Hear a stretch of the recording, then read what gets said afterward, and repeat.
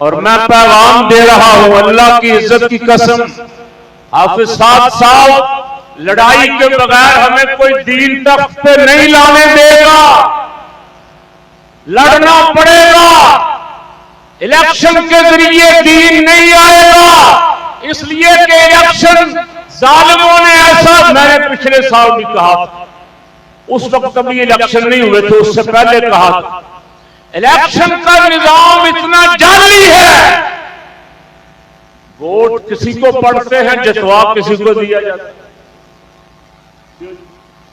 Vote Karachi में लब्बैक को पड़े और जितवा दिया गया एमक्यूएम को। एमक्यूएम वाले भी शर्मिंदा है, वोट उनको पड़ा नहीं, उनको पता हम सब सीटें हारे हुए। साद हुसैन रजवी साहब की सीट पे कौन जीता था? और साद हुसैन रजवी साहब जीते थे ना, रात को रिजल्ट चेंज कर दिया। ये ऐसा ही करेंगे, ये रिजल्ट चेंज करेंगे, चोरों को लाएंगे, ये डाकुओं को लाएंगे, ये बदमाशों को लाएंगे, इसलिए कि इन जर्नैलों को 12 चोर खाते हैं। इनको लब्बैक वाले ये जानते हैं, लब्बैक वाले आएंगे तो हमारा भी एहतसाब होगा।